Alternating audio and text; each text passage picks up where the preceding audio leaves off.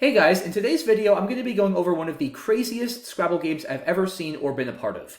It happened just a couple days ago, and it was actually a blindfolded game I played against the Woogles.io bot HastyBot.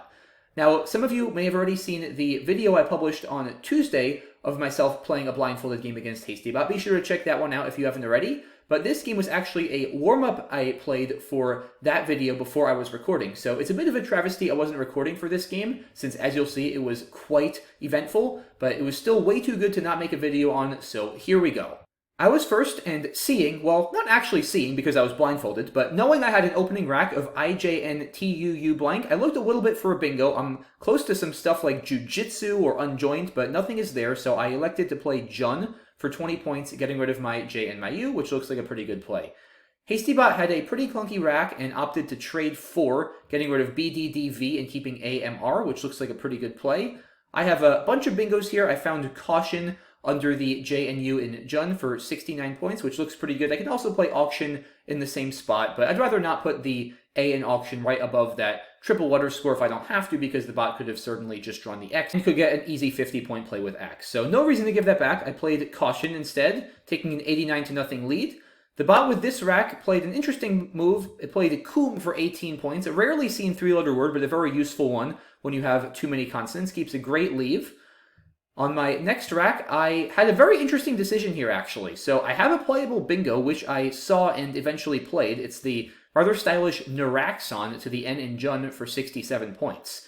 However, I strongly considered passing up the bingo and playing Axone for 64 points on the bottom left, which only scores 3 fewer points despite not being a bingo. However, it doesn't give back an N in the middle of a triple-triple line like Naraxon does. Now, Axone does keep RU, which is not the greatest leave, but in retrospect, given how large a lead I'm taking, I'm already going to be going up about 130 points after either play. I probably should have played Axone instead of Naraxon. However, it's very hard to pass up a bingo, especially one that's this stylish, so I played Naraxon and I got duly punished because with the bot's draw of A blank, it tripled with Animator for 140, completely wiping out my lead and actually taking a lead itself 158 to 156. And that lead was going to last a bit longer because I drew garbage. I drew CNNQRSW. No vowels, no I on the board to play Sank, CINQ, or even QI or anything. There are just no good options here. It's not worth it to play something like Warn for 14, keeping the Q and several other consonants. It's true that I could potentially threaten big QU plays on my next turn through the U and Caution, but it doesn't feel likely enough that I'm going to get something there and that it's going to stay open. So with all of these floaters open for possible bingos, I elected to trade 5, keeping RS and hoping for a bingo on my next turn. Let's see how that worked out. The bot with this rack found a really nice play of Defog for 40 points through the E in Naraxon. Scoring very well, keeps not such a good leave with the 2 I's, but when you're scoring 40 points, that's usually enough to justify keeping a suboptimal leave.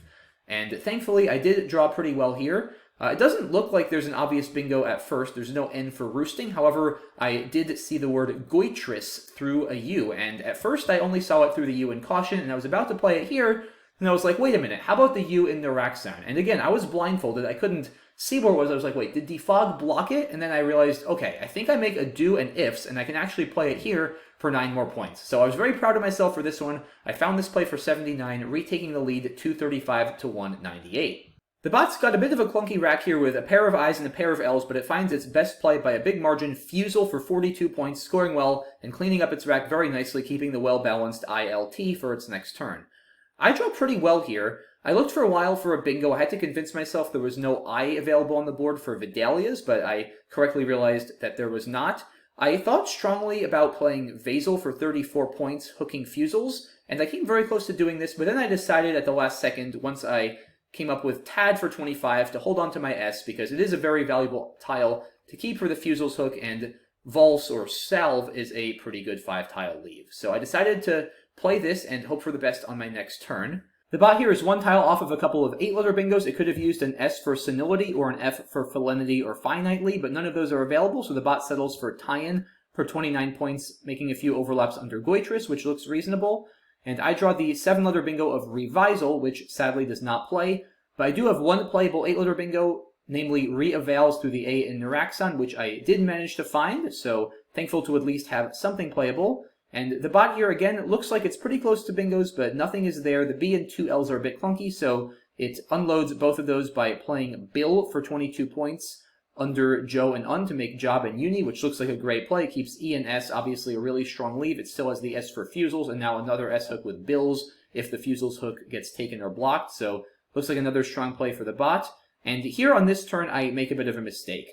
I saw the possibility of a key above re-avails for 34 points. Well, the thing is, I didn't actually see it, right? Because once again, I'm blindfolded. I can't see. I should say I thought of the possibility of a key here, but for some reason I thought Goitress and that whole part of the board was one square further to the right than it was. So I thought that this play was going to be making the phony 5-letter word, the ridiculous phony 5-letter word, I should say, of IFSAA. I thought ifs was one spot further to the right than it was. So unfortunately, I did not play this and instead played the suboptimal play of Billy and Yoke for 32. Now, it's almost as many points, but the reason it's worse is it keeps 3 vowels. It keeps A-E-E instead of E-O-Y after a key, which is still a little bit vowel heavy, but it's a lot better balanced, especially there are still, as you guys can see, 6 E's unseen. So keeping 2 E's on my rack out of 3 tiles could really lead me to some E trouble on my next turn.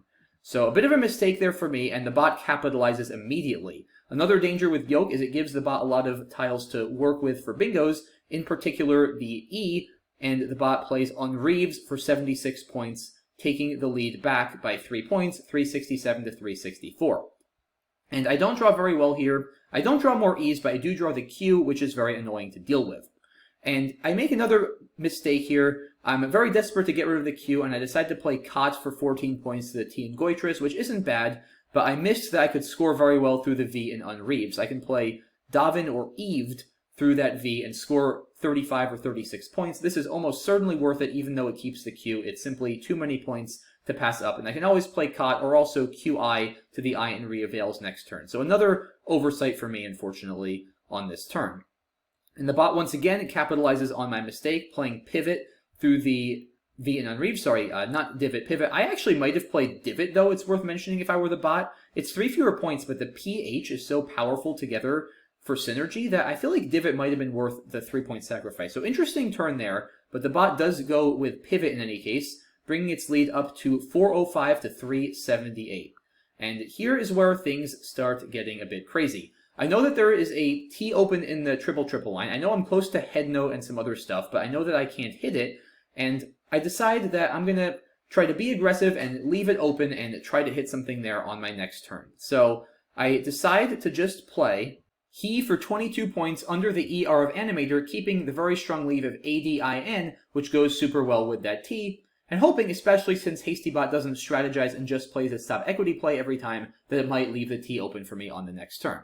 Now, I probably missed a few better plays here. I didn't see Haid or Head above re-avails, which does score 12 more points, so especially at this score where it's still close enough that I certainly might be able to catch back up without a bingo. This play would actually put me in the lead by a couple points. I probably should have taken this instead of playing He. But in any case, He is what I came up with, and that's what I did. And the bot responded with a high-scoring play. As I sort of hoped for, it does not use the T. It plays Ached on the bottom left part of the board here. Somehow the spot next to Coom stayed open for almost the entire game, which is pretty shocking, since it's not that hard to play a 5-letter word to that triple, and they could score a lot of points. So I was pretty surprised that nobody used that spot for the whole game, but finally the bot capitalizes here with Ached.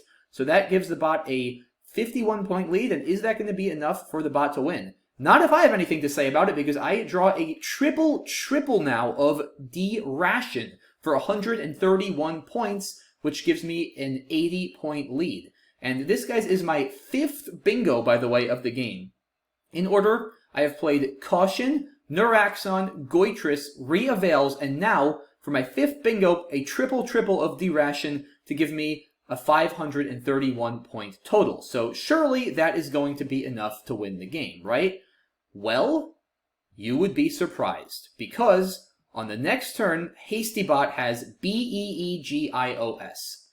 As you can see, I have only 4 tiles left, EPTW, so the bag is empty, and if HastyBot can bingo here and end the game, it might be able to win. And that's exactly what it does. There's pretty much only 1 or 2 spots to bingo. It could potentially get a 7-letter bingo under the R in re-avails, or an 8-letter bingo through the L in re-avails. And it has an 8-letter bingo through the L in re-avails, namely Obligees, for 78 as an out bingo, bringing it to 529.